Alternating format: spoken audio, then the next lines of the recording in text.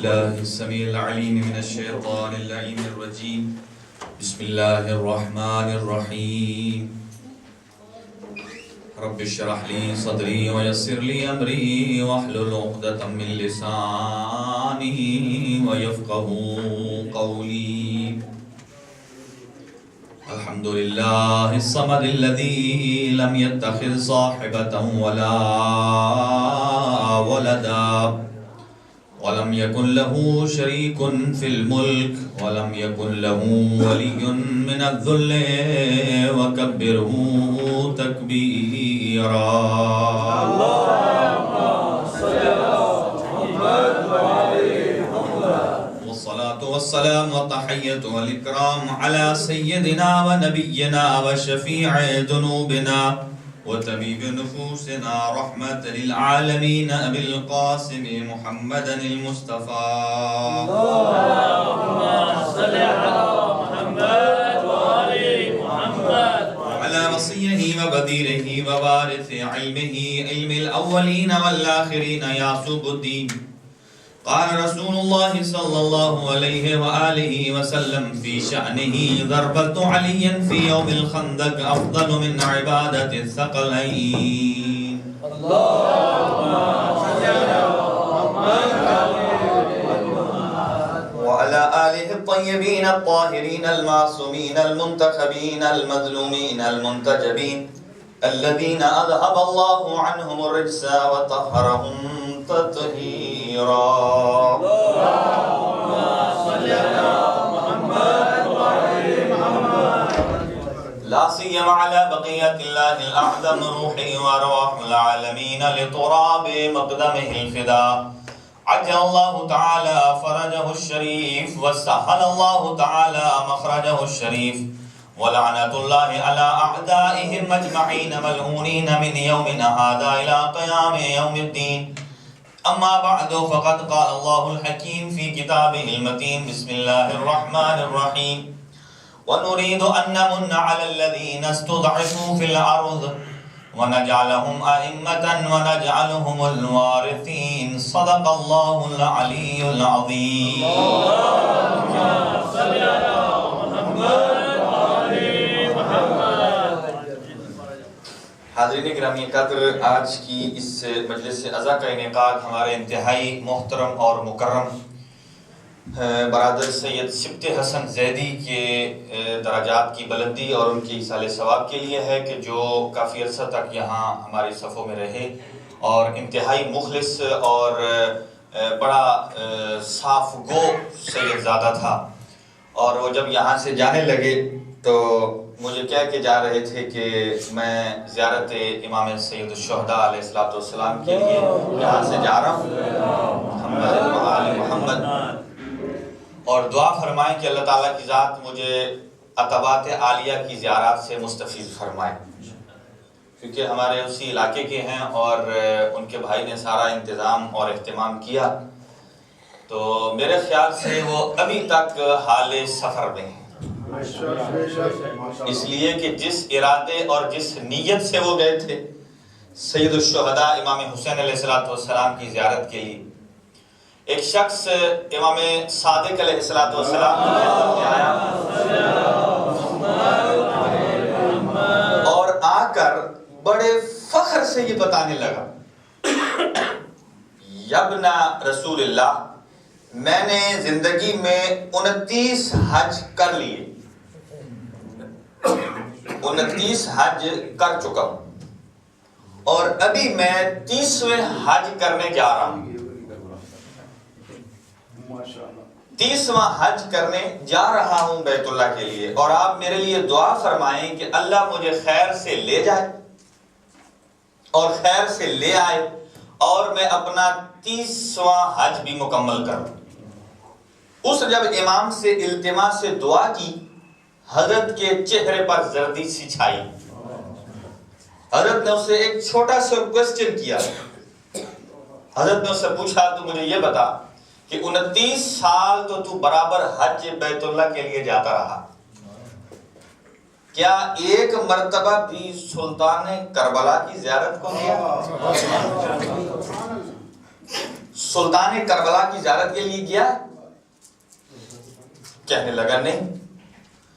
حضرت نے فرمایا تو اس بیت اللہ کی زیارت تو کر رہا ہے جس کا حج زندگی میں ایک مرتبہ واجب ہے اور ایک حج مقبول ہونے کا ایک ہی حج کا ثواب ہے، اور تم نے اس کو درگزر کر دیا اور صرف نظر کر دیا جس کی وجہ سے آج بیت اللہ کا حج ہو رہا ہے۔ اگر حسین ابن علی کو کعبے کی حرمت کا پاس نہ ہوتا تو نہ آج حاجی ہوتے،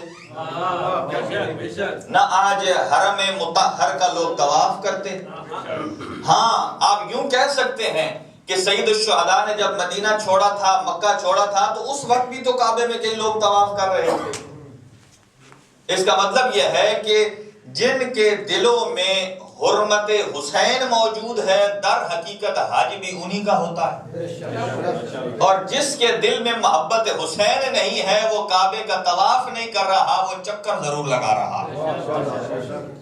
عبادت تب ہوتی ہے، اور یہ سیدزادہ چونکہ اس قصد سے یہاں سے گیا، اور بڑی ان کی کوشش تھی کہ ابھی ان کی یہ کہ میں لیج سے یہاں منتقل ہو جاؤں اور ادارے میں آتا رہوں گا، میرے لیے ایک روحانی غذا بھی ملے گی، ایک اپنی ان کی تڑپ اور ایک ان کی دلی کیفیت تھی۔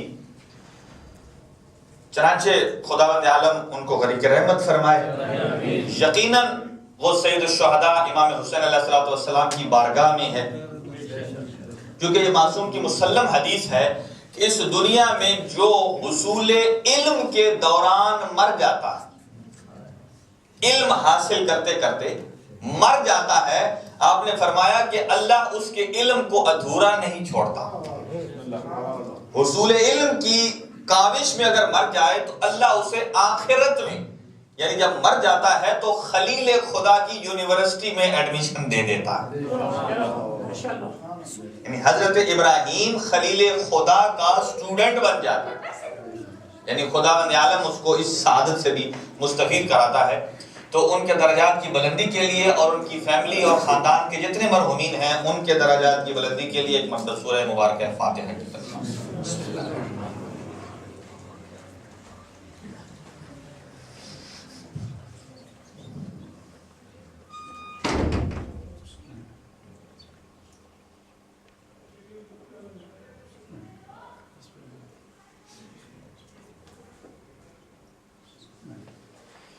اللهم اغفر للمؤمنين والمؤمنات والمسلمين والمسلمات الأحياء منهم والأموات تابع اللهم بيننا وبينهم بالخيرات إنك مجيب الدعوات إنك على كل شيء قدير۔ خدا ان کے درجات بلند کرے اور جنت الفردوس میں جگہ نصیب فرمائے، اور ان کے والدین حال حیات ہیں تو خدا انہیں طول عمر نصیب فرمائے، اور اگر جہان فانی سے جا چکے ہیں تو خدایا ان کی مغفرت اور بخشش فرمائے، اور ہمارے جن برادران نے ان کی طرف سے ایصال ثواب کا اہتمام کیا ہے اللہ ان کے مال اور رزق میں اضافہ فرمائے۔ پروردگار بحق محمد و اہل بیت محمد اس صف اعضاء کو ہمیشہ کے لیے قائم و دائم فرما، حجت خدا کا جلد ظہور فرما۔ ایک باواز بلند صلوات پڑھ۔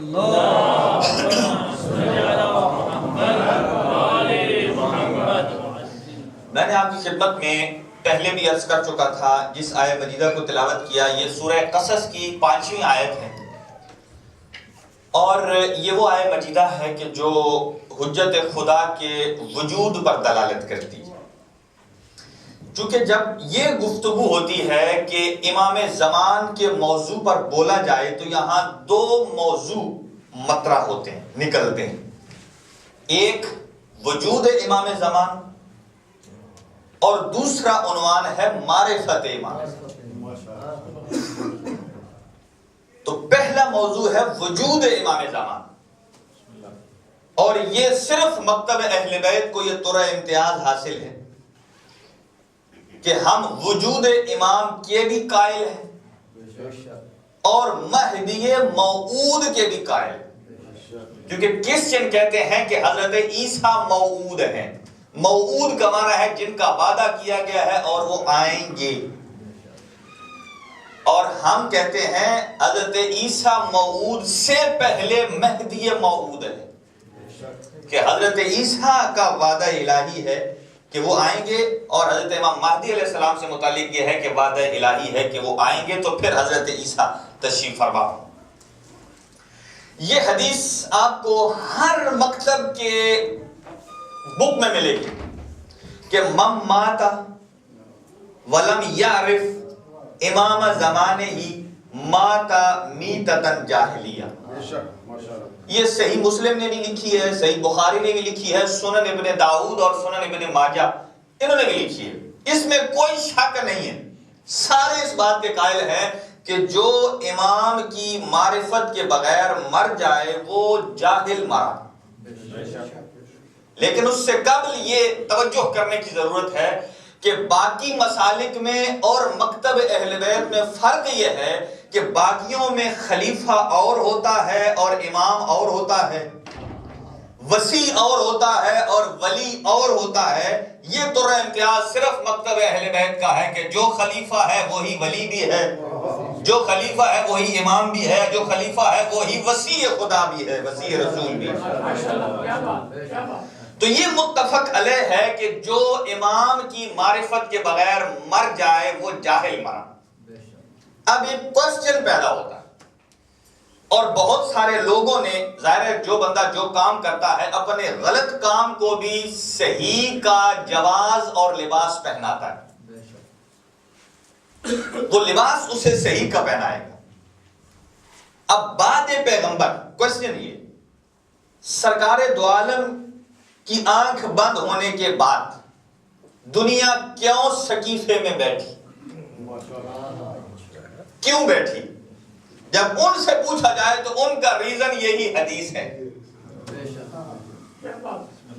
ایک طرف قرآن اور ایک طرف حدیث، یہی حدیث ہے۔ وہ یہ کہتے ہیں کہ من مات ولم یعرف امام زمانہ، جو امام کی معرفت کے بغیر مر گئے وہ جاہل مرا۔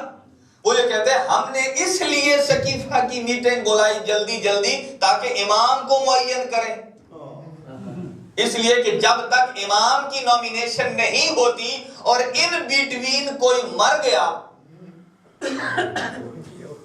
تو وہ تو ڈیفینیٹلی جاہل مرا ہے، اس لیے کہ معرفت تو بعد کی بات ہے، پہلے پتہ ہی نہیں امام ہے کون۔ لہذا انہوں نے یہ جواز پیش کیا کہ ہم اس لیے جلدی کر رہے ہیں، اور وہ بھی کس لیے؟ جنازہ رسول کو چھوڑ کے۔ یہ جنازہ ہم اور آپ کا نہیں، سرکار دو عالم کا جنازہ ہے جو رحمت للعالمین ہے، اور نہ اس سے پہلے کوئی آیا ہے اور نہ قیامت تک کوئی رحمت للعالمین آئے گا۔ اتنا عظیم کام چھوڑ کر بیٹھے سقیفہ میں کہ امام بنانے کے لیے، اور بنانا کیوں ضروری ہے؟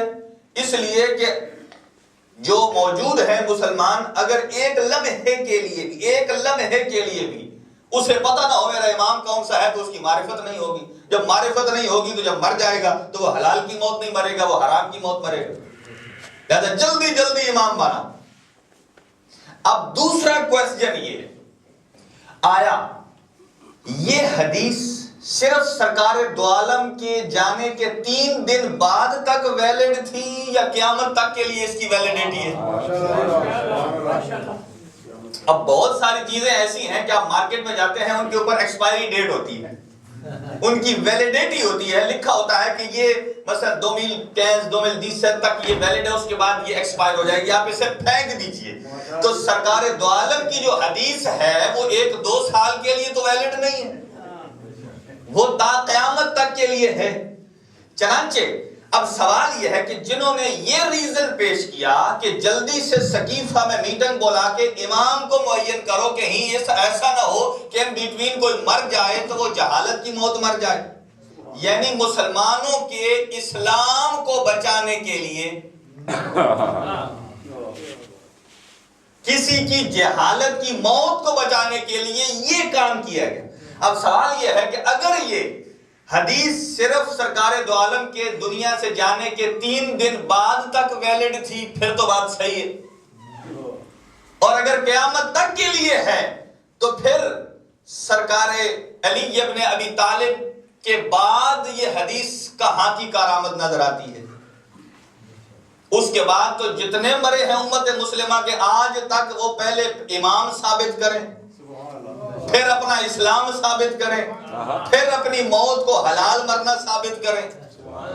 یعنی اس روش کے مطابق تو علی ابن ابی طالب جو کہ چوتھے خلیفہ ہیں، مکتب اہل تسنن کے مطابق، مکتب اہل تشیع کے مطابق، تو ایک لمحہ بھی ایسا نہیں ہے کہ روئے زمین حجت خدا سے خالی ہو گئی ہو. ایک لمحہ برابر بھی زمین حجت خدا سے خالی نہیں.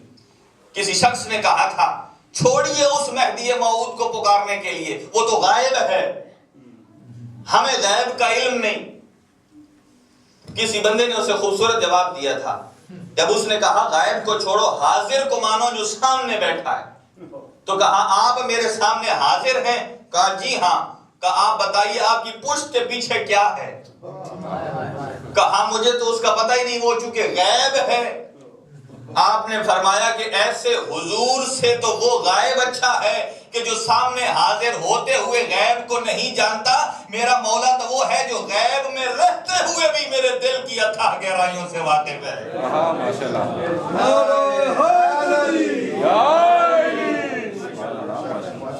غیب میں رہتے ہوئے بھی میرے دل کی اتھاہ گہرائیوں سے واقف ہے. یہ موضوع بہت لمبا ہے.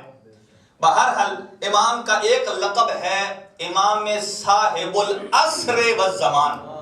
صلی اللہ محمد. ہم جب امام زمان کی زیارت پڑھتے ہیں ہم کہتے ہیں الامان الامان من فتن الزمان. اس کا معنی یہ ہے فتن جمع ہے فتنے کی، یعنی حجت خدا کے وسیلے سے زمانے کے ہر فتنے سے خدایا مجھے امان دے. الامان الامان من فتن الزمان. امام کا لقب ہے صاحب العصر والزمان. خاص طور سے اس لفظ کو سنیے، اس میں کیا راز ہے. عصر کا معنی کیا ہوتا ہے؟ زمانہ. سورہ عصر کے شروع میں بھی ہے والعصر، زمانے کی قسم.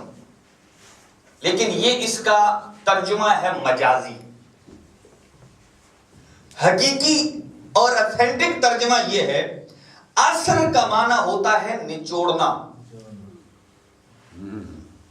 عصر کا معنی ہوتا ہے نچوڑنا. آپ جیسے کسی کپڑے کو پانی میں گیلا کرتے ہیں، گیلا کر کے جب آپ اس کو نچوڑتے ہیں اس میں سے پانی نکلتا ہے.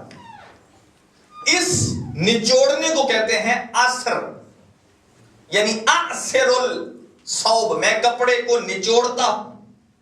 تو اثر ہوتا ہے نچوڑ. اس کا اثر جو ہے نچوڑنے کا اثر ہے نچوڑنا.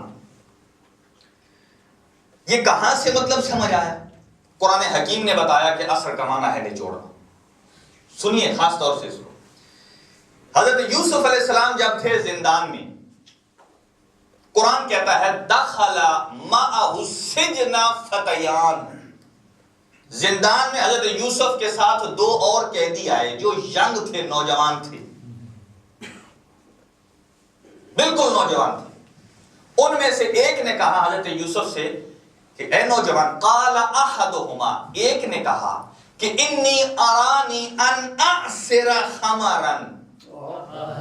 دو تھے، انہوں نے کہا مجھے بھی ایک خواب آیا. دوسرے نے کہا مجھے بھی ایک خواب آیا. ہمیں تو کوئی محسنین میں سے لگتا ہے، ہمیں اس کی تعبیر تو بتا. اس کا مطلب یہ ہے کہ تعبیر بتانے کا حق بھی اسے ہے کہ جو شکل و صورت میں صاحب احسان لگتا ہو، صاحب احسان لگتا ہو. اسی لیے تو قرآن کہتا ہے نرید ان نمنا، ہم نے ارادہ کر لیا ہے کہ ان کو صاحب احسان بنائیں کہ دنیا نے جنہیں کمزور کر دیا ہے نہیں کر دیا، اور ان کو ہم امام بنائیں. اچھا، ایک آیا کہتا ہے کہ انی ارانی، میں نے خواب میں دیکھا ہے کہ میرے سر کے اوپر روٹیاں ہیں اور اس پہ پرندے نوچ رہے. اس کو بھی تعبیر بتائی. لیکن ایک نے کہا قال احدہما انی ارانی اعصر خمرا، اس نے کہا میں انگور نچوڑ رہا ہوں شراب بنانے کے لیے. انگور نچوڑ رہا ہوں، عصر کا معنی نچوڑنا. یہاں سے سمجھیے کہ نچوڑ، عصر کا معنی ہے نچوڑنا. اب امام کا لقب ہے صاحب العصر والزمان. کیوں کہتے ہیں؟ اس لیے کہ جب سے حضرت آدم شروع ہوئے آدمیت شروع ہوئی آج تک، یعنی ظہور امام زمان تک دنیا میں شر زیادہ ہے، برائیاں زیادہ ہیں، خیر کم ہے، باطل زیادہ ہے، حق کم ہے۔ کہا اس کا لقب صاحب العصر والزمان ہے ہی اس لیے کہ جب حجت خدا ظہور فرمائیں گے تو آدم سے لے کر مہدی دوران کے زمانے تک امام کی خاصیت یہ ہوگی کہ آدم سے لے کر اپنے زمانے تک حضرت پورے زمانے کو نچوڑ کر اس کے اندر سے شر اور باطل کو نچوڑ کر پھینک دیں گے، اور بچے گا تو صرف علی کا بیٹا حق بچے گا۔ نعرہ حیدری،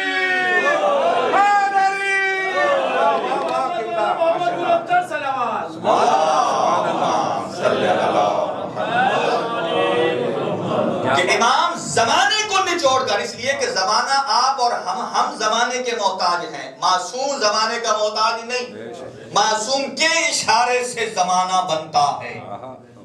بے یمن ہی روز کلبرا، سورج میں کبھی یہ روشنی نہ ہوتی اگر حجت خدا نہ ہوتی۔ چنانچہ صاحب العصر والزمان کہ زمانے سے شر کو نچوڑ کر پھینک دیں گے، جیسے آپ نچوڑتے ہیں کپڑے سے پانی نکل کے گر جاتا ہے، پیچھے خشک رہ جاتا ہے، کہا زمانے سے باطل کو نچوڑ دیں گے، پیچھے حق ہی رہ جائے گا۔ اور اسی لیے ہے کہ جب امام ظہور فرمائیں گے لوگ سونا چاندی خیرات کا اٹھا کر گلیوں میں پھریں گے، کوئی مستحق نہیں ملے گا۔ لوگ صدقہ خیرات اٹھا کے پھریں گے، دیں کسی کو، سارے کہیں گے ہم غنی ہیں۔ میں کہوں گا دنیا کا مال لوٹ کے غنی ہونا اور بات ہے، اور امام زمان کا سپاہی جو مال لٹا دے اسے غنی کہتے ہیں، یہ اور بات ہے۔ چنانچہ خاص طور سے ایک نکتہ حضرت ابو طالب علیہ السلام کی شان میں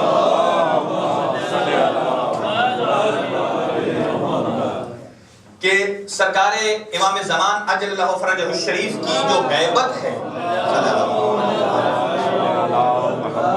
فلسفہ غیبت میں سے بھی ایک فلسفہ یہ ہے کہ دشمنوں کے شر سے غائب ہے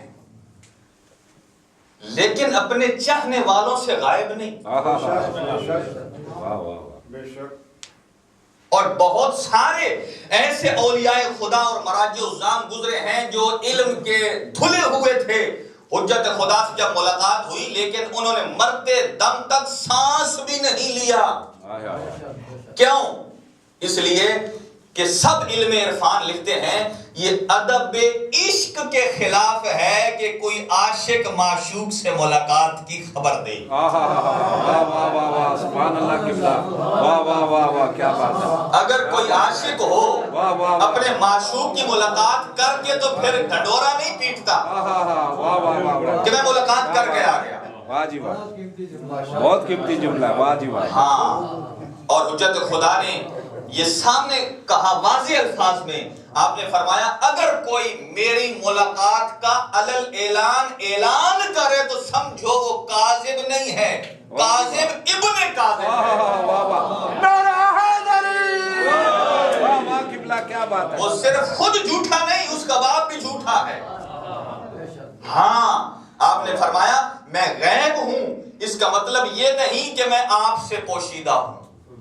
فرمایا زمین کائنات مجھ کے نور سے ایسے ہی مستفیض ہو رہی ہے کشمس سے بعد السحاب، جیسے سورج بادل کے پیچھے ہو تو زمین فیض لیتی ہے، میں ایسے ہی پردہ غیب میں رہ کر بھی کائنات کے عالم کو مستفیض کر رہا ہوں۔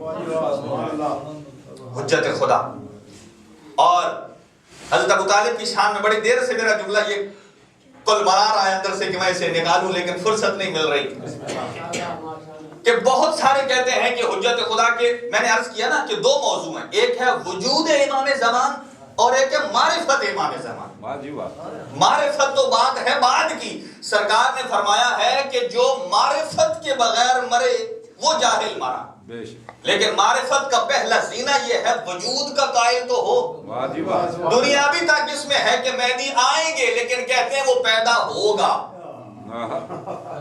یہ مکتب اہل بیت کا تو امتیاز ہے کہ پیدا ہوگا نہیں، یہ لفظ تھا مکتب اہل بیت میں سے نکل چکا ہے کہ من مات علی حب آل محمد مات شہیدہ، کہ جو حب آل محمد میں مرے وہ شہید تھا نہیں ہے۔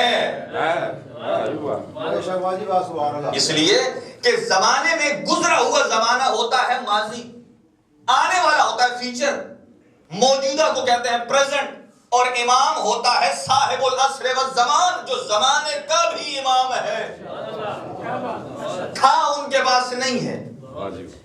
چنانچہ قرآن کہتا ہے حضرت یونس علیہ السلام کے متعلق کہ لولا انہ کان من المسبحین للبث فی بطنہ الی یوم یبعثون، کیا مچھلی نے حضرت یونس علیہ السلام کو اگل لیا، نگل لیا۔ قرآن فرماتا ہے کہ اگر وہ مچھلی کے پیٹ میں تسبیح الہی نہ کرتے تو میں قیامت تک انہیں مچھلی کے پیٹ میں رکھتا۔ یہ سننے والا جملہ ہے۔ یہاں سے ایک بات تو یہ ہے کہ اگر مچھلی رہتی ہے قیامت تک تو سمندر بھی رہتا ہے، سمندر ہے تو کائنات ہے۔ اس کا مطلب یہ ہے کہ ایک یونس نبی قیامت تک رہے تو کائنات کے وجود کے باقی رہنے کی ضمانت موجود ہے۔ اگر تصویر، یہ آیت کریمہ ہے، حضرت یونس نے جو مچھلی کے پیٹ میں تلاوت کی، اسی لیے کہتے ہیں جو شکم مادر میں کم رہے اور شکم مچھلی میں زیادہ رہے، تو جس شکم میں مچھلی آ جائے، سوال یہ ہے کہ قیامت تک زندہ رہتے کسی کو کوئی اعتراض نہیں تھا، جبکہ حضرت یونس حضرت عیسیٰ سے بھی بڑے، حضرت عیسیٰ امام زمان سے 900 سال بڑے،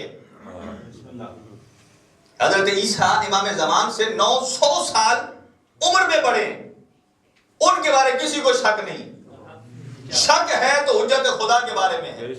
اسی لیے معصوم نے فرمایا ہے کہ شک آتا ہی اس کے دل میں ہے کہ جس کے دل میں آل محمد کا بغض ہوتا ہے۔ بغض حیدر کی دلیل ہے کہ جو پہلے کا بغض رکھتا ہے یقیناً اسی کے دل میں آخری کا بغض بھی ہے۔ دشمنان اہل بیت پہ لعنت۔ سوال یہ ہے کہ قیامت تک حضرت یونس کو خدا باقی رکھتا، کہ کوئی حدیث نہیں ہے، کوئی قصہ سٹوری نہیں ہے، قرآن کی آیت ہے، سب نے یہ لکھا ہے، اور سارے جمعے کے خطبے میں بڑے گرج بھج کے پڑھتے ہیں اس کو کہ قیامت تک حضرت یونس رہتے۔ سوال یہ ہے حضرت یونس نے تو رہنا ہی تھا قیامت تک اگر ذکر نہ پڑھتے، لیکن اللہ مچھلی کو کیوں رکھ رہا ہے قیامت تک؟ یہ سوال بھائی، مچھلی تو نہ امام ہے، نہ نبی ہے، اور نہ تو کلمہ پڑھ کے مسلمان ہوئی ہے۔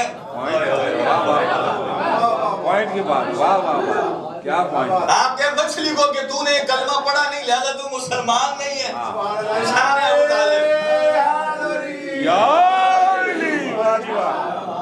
کہ مچھلی تو نے کلمہ نہیں پڑھا تو مسلمان ہے، اس کا مطلب یہ ہے کہ بہت ساری چیزیں ایسی ہیں کہ جو کلمہ نہ پڑھے پھر بھی نبی کو آغوش میں جگہ دیتی ہے،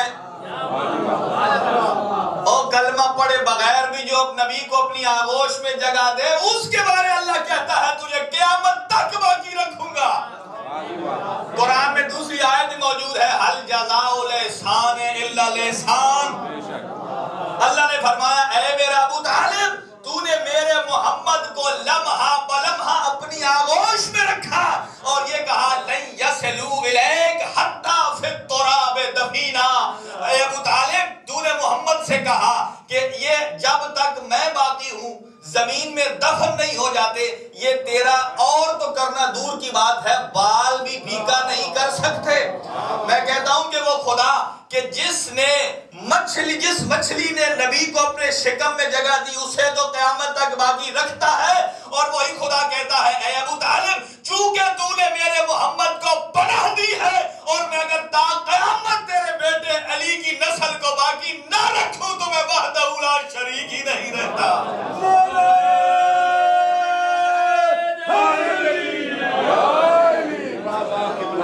وحدہ لا شریک نہیں رہتا کہ جو مچھلی کو تو رکھوں اور ابو طالب کی نسل باقی نہ رکھوں۔ اسی لیے فرمایا کہ اگر ایک دن بھی باقی رہ گیا قیامت میں تبل اللہ الیوم، اللہ اس دن کو اتنا لمبا کرے گا کہ حتی ظہر حجت اللہ، یہاں تک کہ حجت خدا ظہور فرمائیں گے اور پھر قیامت آئے گی۔ میں نے عرض کیا نا کہ بہت ساروں کی حجت خدا سے ملاقات ہوئی، لیکن زندگی میں نے کسی میں نام بھی نہیں لیا۔ انہی میں سے ایک ہے جن کا نام ہے مقدس اردبیلی۔ ان کو لفظ مقدس کا لقب بھی خود صاحب العصر والزمان نے دیا۔ اللہ، جس کا 24 گھنٹے کام ہی علم کے سمندر میں غوطہ زن ہونا ہو، دریائے معرفت میں معصوم کی زری کے پاس موجود ہو۔ اور ایک مرتبہ اپنے شاگرد کے ساتھ کہیں سفر پہ تھے، اسی لیے کہتے ہیں کسی کو دوست بنانا ہے تو پہلے سفر میں آزماؤ۔ واہ جی واہ، واہ جی واہ، کرنا پیسی سفر کسی نہ۔ سفر میں بہت ساری باتیں پتہ چل جاتی، میں تو صرف اشارے کرتا ہوں۔ واہ جی واہ، قبلہ ماشاءاللہ۔ اندر کا انسان باہر آ جاتا ہے، بے شک بے شک، اس کا اخلاق بھی پتہ چل جاتا ہے۔ جب آپ کے ساتھ وہ جڑ کے بیٹھتا ہے نا، دور کے ڈھول بڑے سہانے ہوتے ہیں، واہ جی واہ، بے شک۔ یہ جب قریب جڑ کے بیٹھتا ہے، یہ روایت معصوم ہے، کان پھٹ جاتے ہیں۔ ہاں جی، تو بہت ساری چیزیں ایکسپلوز ہو جاتی ہیں۔ کہا سفر میں آزماؤ۔ اور اس وقت معرفت کا زمانہ یہ تھا کہ جو استاد اپنے اسٹوڈنٹس کو تعلیم اور تربیت دیتا تھا، وہ ایک اپنا تعلیمی اور تربیتی ٹور رکھتے تھے، اور وہ اسٹوڈنٹ پورے سفر میں استاد سے متاثر ہوتے تھے۔ اتنا وہ بول کر تقریر کر کے اتنا متاثر نہیں کرتا جتنا ایک سفر انسان کو متاثر کرتا ہے۔ وہ ساتھ میں تھے اور ایک جگہ راستے میں رکے ایک کنویں کے گرد کہ صبح نماز فجر ہوگی تو کہیں سے پانی نہیں ملے گا، یہ کنواں ہے، یہیں سے وضو کے لیے پانی لے کے نماز پڑھیں۔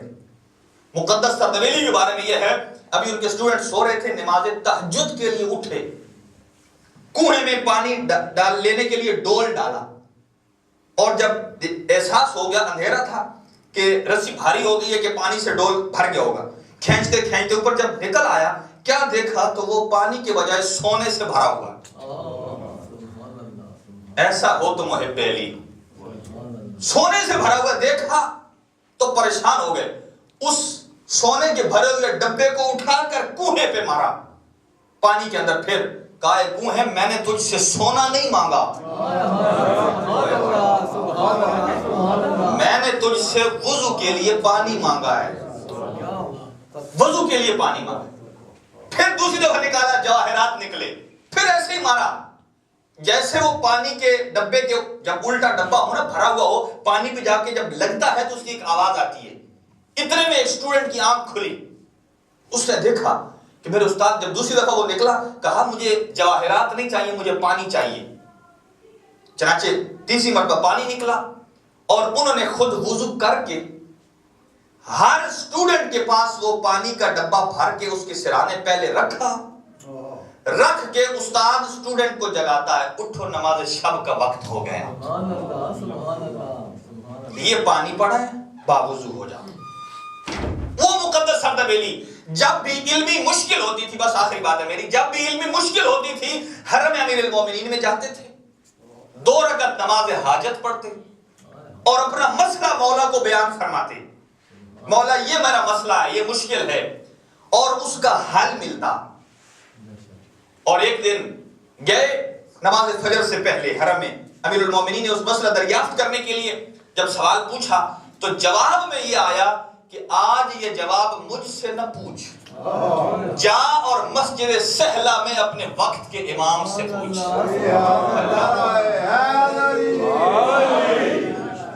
دیکھا، یہ بات سن کے رونگٹے کھڑے ہو جاتے ہیں۔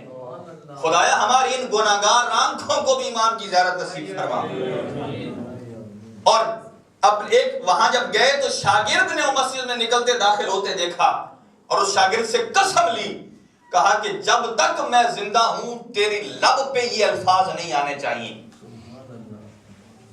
اور ہم زیارت آل یاسین پڑھتے ہیں امام زمان کی، جس کے یہ جملے ہیں، السلام علیکہ حین تقعدو، السلام علیکہ حین تصلی، السلام علیکہ حین تسجدو وترکعو وتستغفرو۔ سلام ہو میرا حجت خدا جب آپ نماز میں حالت قعود میں بیٹھتے ہیں۔ یہ زیارت آل یاسین کے جملے ہیں۔ سلام ہے میرا امام زمان جب آپ رکوع فرماتے ہیں۔ جس کی مجلس عزا ہے ایصال ثواب کے لیے، وہ سید زیادہ بڑا نمازی تھا، پرہیزگار تھا، خدا انہیں غریق رحمت فرمائے۔ میں کہوں گا ایک نوجوان نمازی دنیا سے چلا گیا۔ نماز تو پاک پیغمبر نے بھی پڑھی تھی، میدان احد میں سارا بدن خون سے رنگین تھا، نماز مشکل سے پڑھی لیکن پڑھی ضرور۔ اس کے بعد ایک نماز کی مثال ملتی ہے اکلوتی محمد مصطفیٰ کی بیٹی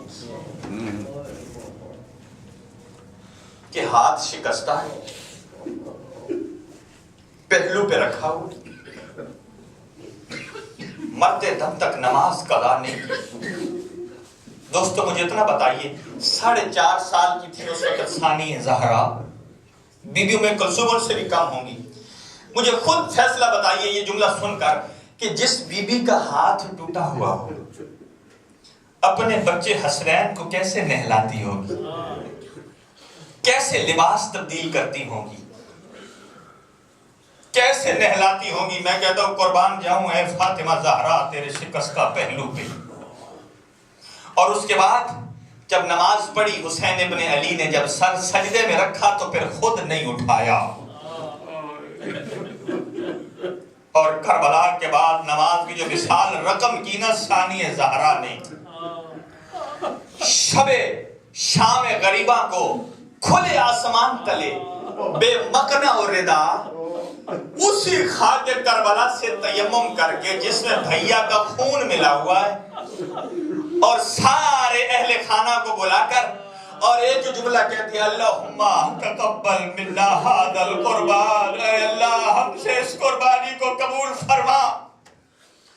میں کہوں گا حجت خدا آپ پر نماز کی حالت میں سلام، آپ آئیں گے یقیناً آپ انتقام لیں گے۔ میں کہوں گا حجت خدا شعبان کا مہینہ ہے، آپ کا مہینہ ہے، آپ کی آمد کا مہینہ ہے۔ میں عرض ادب کر کے یہ جملہ عرض کروں گا، اے میرے آقا آپ قصاص لیں گے نا تو مرد کا قصاص مرد سے لیا جاتا ہے، عورت کا قصاص عورت سے لیا جاتا ہے، اور جب قصاص لیا جاتا ہے نا تو برابر کے مرد ہونے چاہیے، برابر کی شان کی عورتیں ہونے چاہیے۔ میں کہوں گا اے میرا مولا صاحب و زمان، نہ جانے آپ اپنی دادی زہرا کا قصاص کیسے لیں گے۔ اس روئے زمین پر نہ کوئی اور زہرا ہے اور نہ کوئی نعم البدل۔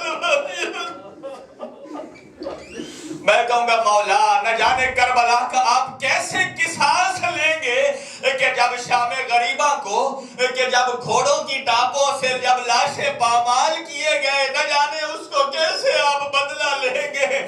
اور میں کہوں گا جب ثانی زہرا جب گئی نا کوفہ کے دربار میں، اور کوفہ میں جب وارد ہوئی نا، اور جیسے کوفہ کے دربار میں وارد ہوتی ہیں اور ایک مرتبہ ہاتھ پس گردن بندھے ہوئے، آخری جملہ سنیے گا زادارو، ہاتھ پس گردن بندھے ہوئے ہیں اور بے پلان شتر پر سوار ہے اونٹ میں، اور ایک مرتبہ جب گزری نا ایک دیوار کے قریب سے، امام سجاد فرماتے ہیں پھوپھی ابا آپ جانتی ہیں یہ کس کا گھر ہے؟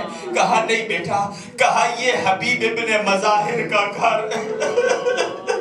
جب کہا نا حبیب ابن مظاہر کا گھر ہے، کہا یہ میرے بھیا حبیب کا گھر ہے۔ میں کہوں گا حبیب تجھے سلام، علی کی بیٹی تجھے بھائی کہہ کر سلام پہنچا رہی ہے۔ اور جب بی بی نے کہا نا اے سجاد ذرا میرے محمل کو قریب لے جائیے، تو گھر کے چھت پہ حبیب کا بیٹا قاسم کھڑا تھا، اور قاسم کو کہا اے بیٹا ذرا ادھر قریب آ۔ کہا جب اس بچے نے آنے سے انکار کیا نا، کیوں؟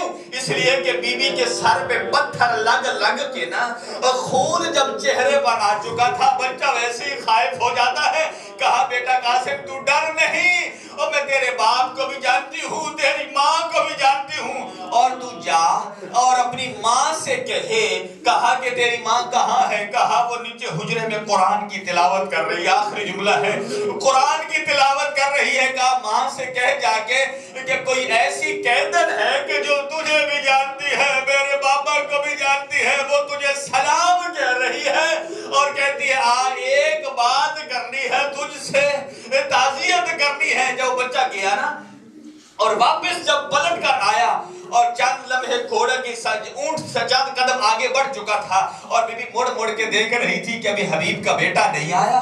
اور جب دیکھا آتے ہوئے پھر سید سجاد کو کہا بیٹا ذرا میری سواری کو پیچھے لے جا, اور اس قاسم سے کہا ہے قاسم کیا تیری ماں نہیں آئی؟ اب سنو کہ آخری جملہ ہے عزادارو, اور ماں کا آخری جملہ ہے, اور مرحوم کے درجات کی بلندی کے لیے دعا کریے. اور جب کہا نا تیری ماں نہیں آئی, قاسم نے جو جواب دیا کہتی ہے کہ میری ماں قرآن پڑھ رہی ہے اور کہتی ہے کہ میں زینب کبریٰ اور زہرا کی کنیز ہوں, میں کبھی بھرے مجمع میں نہیں جایا کرتی. یہ جملہ سننا تھا. اور ادھر حبیب کا سر جو سنا پہ تھا نا اس سے آواز آئی, کہا قاسم بیٹا جا ماں سے کہے علی کی بیٹیاں اجڑ گئی, بے بکلا اور جا. الا لعنت اللہ علی القوم الظالمین وسيعلم الذین ظلموا ای منقلب ینقلبون. پروردگار اس مجلس اعزا کا ثواب مرحوم مغفور سید سبط حسن زیدی کے نام اعمال میں درج فرما, ان کے خاندان کے تمام مرحومین کے درجات بلند فرما.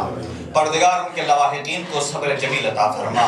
پروردگار بحق محمد و اہل بیت محمد ان کی اولاد اور ان کی فیملی اور خاندان, ان کے بچے اور ان کی وائف جتنے بھی ہیں, پروردگار ان کو صبر و تحمل عنایت فرما. پروردگار ان کے درجات بلند فرما. شہدائے کربلا کے ساتھ معشور فرما. قبر میں آئمہ طاہرین علیہ السلام کی زیارت اور شفاعت نصیب فرما. اور ہمارے جن دوستوں کی طرف سے مجلس اعزا کا انعقاد کیا گیا ہے ان کے مال اور رزق میں برکت عطا فرما. پروردگار ان کے گھروں پر اپنی رحمتیں اور برکتیں نازل فرما. ادارے کے جتنے بھی خدمت گزار ہیں بڑے سے لے کر چھوٹے تک, پروردگار سب کی توفیقات میں اضافہ فرما. ہماری عبادت اپنی بارگاہ میں شرف قبولیت عطا فرما. ربنا تقبل دعا منا انک انت السمیع العلیم بجاہ محمد و آلہ الطاہرین.